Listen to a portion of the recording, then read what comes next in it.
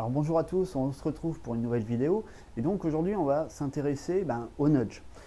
Le nudge, qu'est-ce que c'est? Je vais tâcher de vous le définir, de vous présenter un petit peu tout ça. Alors le nudge c'est quoi? En premier lieu c'est un principe. Le principe c'est de s'appuyer sur la rationalité limitée de l'individu, le fait qu'il ne soit pas rationnel, et pour l'aider à aller vers un comportement qui serait en adéquation avec ce qu'il pense. C'est-à-dire que personne, a priori, n'est pour la destruction de la planète, n'est pour mourir tout de suite, et donc pour une bonne santé, pour une protection de l'environnement, pour la sécurité, pour une solidarité. Donc tous ces comportements qui sont des comportements que l'on va dire prosociaux, c'est-à-dire en accord avec la pensée majoritaire, la pensée sociale, eh bien on va chercher le nudge va chercher à faire le lien, permettre à l'individu de faire le lien entre ce qu'il pense et ce qu'il fait. Donc il se comporte en adéquation finalement avec ses opinions. C'est une façon non intrusive, dans le sens où on va l'encourager, on va l'inciter, on va lui faciliter la réalisation de ce comportement qui sera réalisé sans contrainte. Ensuite, c'est une théorie puisque il y a l'ouvrage de Taylor et Sustain, donc nudge, qu'ils ont publié. Alors ils ont regroupé sous ce terme de nudge qu'ils ont emprunté à la langue anglo-saxonne, qui veut dire coup de coude en anglais, en américain plus précisément, et ils ont regroupé sous ce terme-là l'ensemble des techniques qui reposent justement sur cette rationalité limitée, et puis appliquées aux comportements prosociaux. À partir du moment que l'on fait rentrer ces techniques-là dans du marketing, c'est-à-dire un intérêt privé, non pas un intérêt collectif, on ne parlera pas de nudge, on parlera, excusez-moi l'expression, de sludge. Donc c'est la même chose, mais avec un intérêt privé. Ensuite, c'est une méthode, c'est-à-dire qu'il y a une méthodologie qui a été définie pour construire un nudge. Je vous la présenterai tout à l'heure, comment on s'y prend. Ce n'est pas quelque chose qui tombe du ciel comme ça, qu'on applique. C'est quelque chose qui se réfléchit, qui se conceptualise, et puis, in fine, qui se matérialise. Et puis, qui se matérialise en quoi? En dispositif opérationnel, c'est-à-dire en quelque chose de physique qui va permettre à l'individu de réaliser, qui va lui faciliter la tâche pour faire le lien entre le comportement et ses attitudes, ses opinions, ce qu'il pense. Alors pourquoi faire appel au nudge? Pourquoi faire appel à ces techniques-là? Eh bien parce qu'on a constaté que nos comportements sont très peu définis, déterminés par nos valeurs, par nos opinions.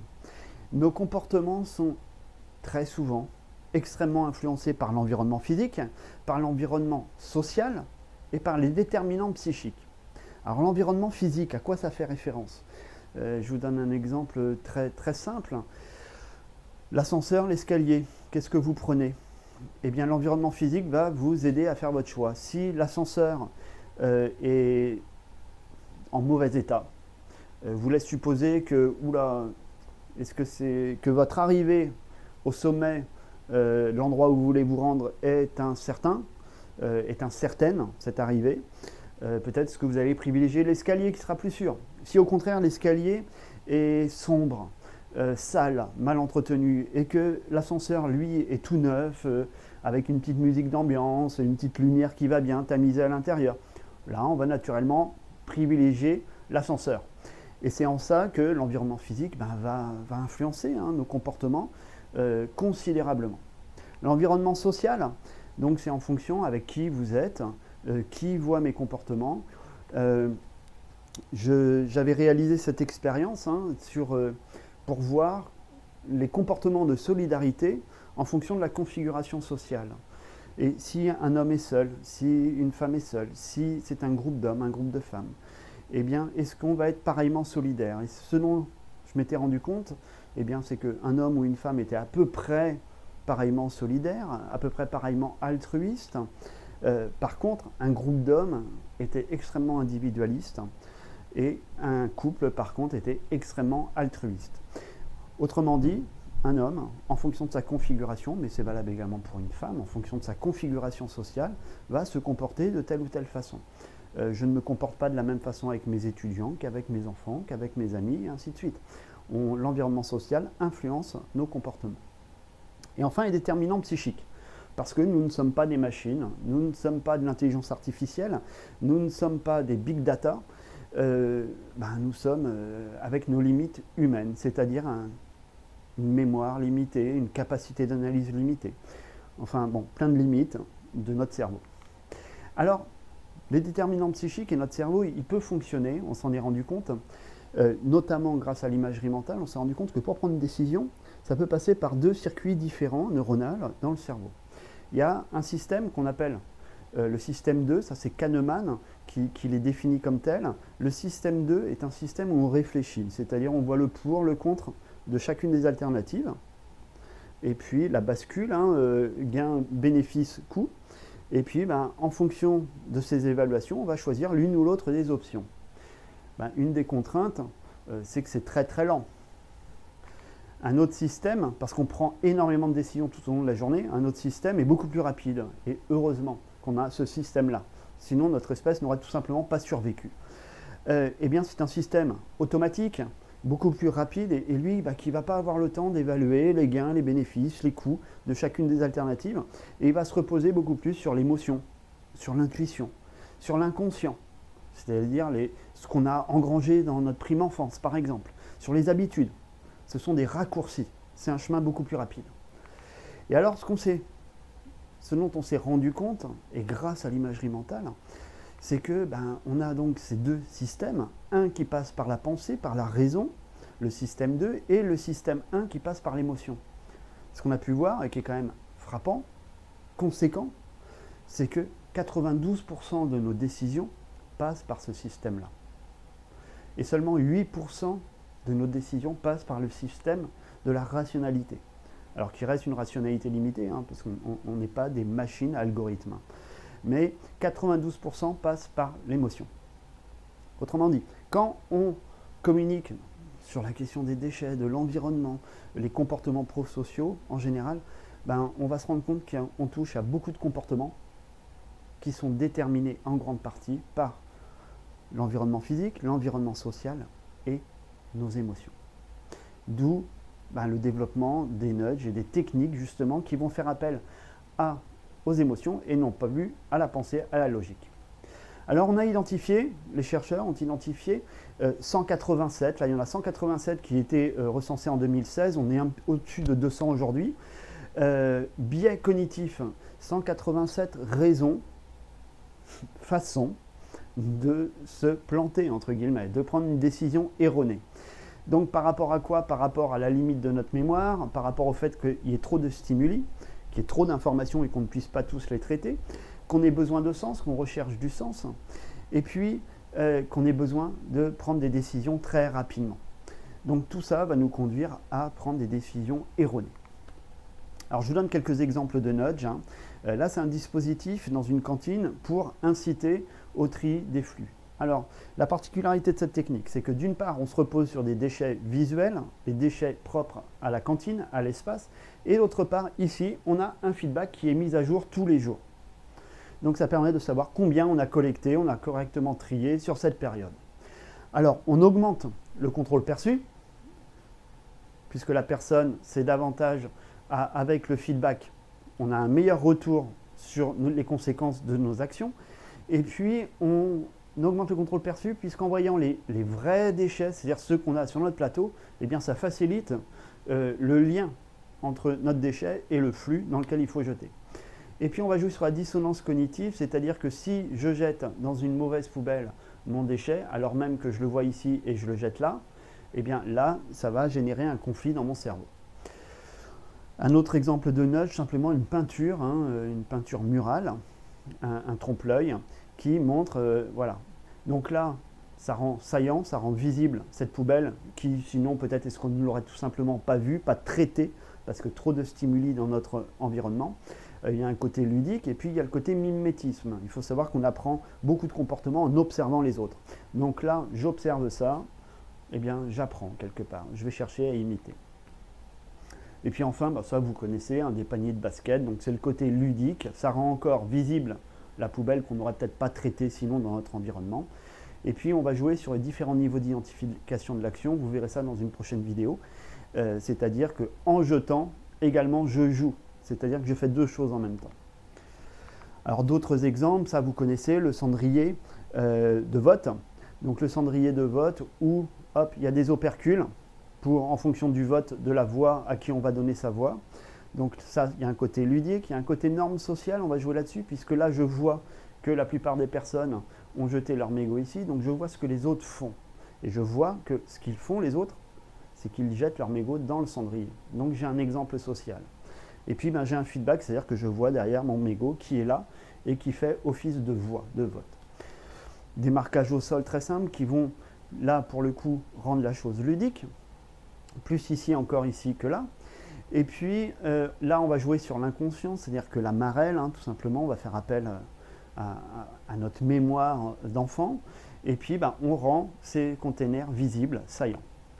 Donc, on va traiter dans notre environnement qui est très sollicitant pour notre cerveau. Là, on va faire appel à la norme sociale en disant que les autres ramènent les crottes de leurs chiens chez eux. Donc, si moi, je ne le fais pas, c'est que je ne suis pas comme les autres, je suis déviant. Or, on va souhaiter adhérer à la majorité. Par défaut, on adhère à la majorité à partir du moment qu'il y a un faible enjeu pour nous. C'est beaucoup plus confortable. Et puis là, ça, c'est un système pour inciter les gens à jeter leur chewing-gum ici et non pas par terre. En fait, je vais coller mon chewing-gum en votant, je le mets sur le visage de la personne, ce sera un vote. Là, c'est pour déposer ces canettes. Donc en voyant qu'il y a déjà des canettes, je vois également ce que font les autres et comment le faire. Donc je pose ma canette ici, c'est à ça que ça sert. Donc on va jouer ici sur la norme sociale, il y a un côté ludique et puis encore, c'est saillant. Alors le processus de construction d'un nudge. On va d'abord faire un diagnostic de la situation, quels sont les freins, quels sont les leviers, quel est l'état des lieux. On analyse tout ça, ce qui nous conduit à en déduire, donc à partir de l'analyse des freins, donc on va en déduire des leviers. Donc on va conceptualiser à ce stade-là notre nudge. Sur quelle variable est-ce qu'on joue. Ensuite, on va tester in situ notre nudge, on regarde les résultats et puis on ajuste. À partir de là, on peut refaire la boucle vers un nouveau diagnostic de la situation après ajustement du nudge. Je vous donne un exemple, donc une étude faite en Corse très très récemment. On a constaté par le diagnostic que les Corses connaissaient mal les consignes de tri. Du coup, qu'est-ce qu'on a fait? On a simplifié l'affichage des consignes de tri sur les points d'apport volontaires. C'est-à-dire que typiquement, ici, sur les bacs, il y avait l'ensemble des consignes de tri sur un même support. Trop d'informations, les gens ne le voyaient pas, il fallait vraiment un traitement conscient, volontaire, pour pouvoir regarder et analyser cette affichette avec toutes les consignes. Là, on est sur un traitement beaucoup plus automatique, beaucoup plus simple. Donc on oublie les notions de beau, là il n'y a pas de côté artistique, esthétique, tous les emballages en carton, en métal, en plastique. Voilà. On ne joue pas sur les couleurs, plus il y a de couleurs, plus ça sollicite le cerveau. Donc là, on facilite le traitement rapide et automatique au-dessus de chacun des flux. Deuxième technique, on s'est rendu compte que les Corses ne savaient pas ce qui se passait après et pensaient que les autres ne triaient pas. Alors, comment faire pour essayer de contrer ça? Eh bien, en mettant en place un feedback qui était hebdomadaire. C'est-à-dire que chaque semaine, on mettait à jour sur cette affichette le poids de déchets correctement collectés et du coup qui allait être recyclé grâce au comportement de tri de chacun des usagers, de chacun des points d'apport volontaires. On a expérimenté ça sur plusieurs points d'apport volontaires. Ça permet aux personnes de voir qu'ils ne sont pas seuls, que d'autres le font. Donc là, ça contre l'idée que les autres ne le font pas. Et puis, ça permet de voir derrière, ah bah oui, il y a tant de kilos qui sont pris en charge, puisque les gens, les collecteurs le savent, ils ont mesuré, et qui vont être recyclés. Et puis, troisième nudge qu'on a testé, c'est que les points d'apport volontaire étaient perçus comme sales, mal organisés, difficiles d'accès, que c'était un petit peu le bordel. Eh bien, on a mis en place un marquage au sol, par flux. Tout simplement pour aiguiller, pour faciliter la lecture, le traitement de chacun des flux. Et puis par là même, on espérait lutter contre le dépôt sauvage, puisque là, ça délimite clairement avec la ligne noire, ça délimite l'espace du point d'apport volontaire. C'est-à-dire que si c'est au-delà de cette ligne noire, eh bien ça devient clairement un déchet sauvage, c'est-à-dire sur un espace public non dédié à la prise en charge des déchets. Alors les résultats qu'on obtient.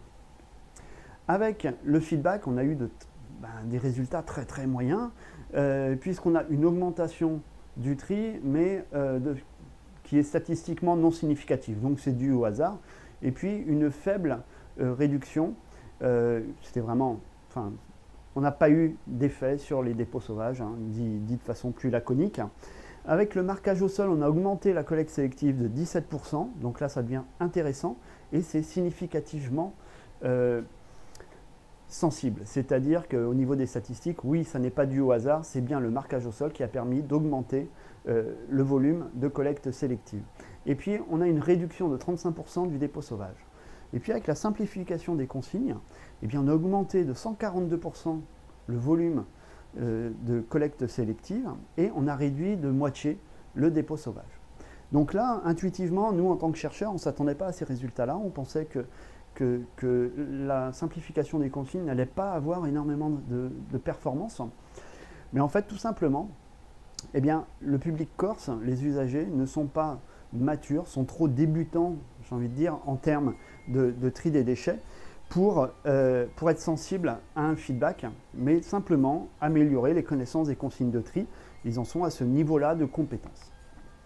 Alors, derrière, que fait le syndicat de Corse et les préconisations qu'on a faites? Eh bien, c'est de combiner un marquage au sol avec un affichage simplifié. Donc, ils sont en train de déployer ça sur l'ensemble du territoire corse. Alors, ce que je vous propose maintenant, c'est d'identifier un comportement cible. Hein, ça, vous vous référez à la première vidéo. Il faut bien identifier un comportement. Qu'est-ce que je veux comme comportement? Identifier les freins et leviers, alors pas forcément en faisant un diagnostic, mais simplement en analysant, vous, la situation, puisque vous connaissez l'environnement, vous avez une certaine connaissance de l'environnement, ne passez pas forcément par des questionnaires, des entretiens. Et puis à partir de là, définir le processus à activer. C'est-à-dire qu'à partir du moment où vous avez identifié les freins, vous identifiez, vous en déduisez les leviers à activer. Là, sur quel processus, du coup, quel levier est-ce qu'on va activer? Comment je le matérialise? Et du coup, une conception de nudge, simplement au niveau conceptuel, hein, d'accord? Je ne vous demande pas et je ne vous invite pas à le mettre en place, même si vous pouvez expérimenter, pourquoi pas. Voilà, je vous remercie, je vous dis à bientôt.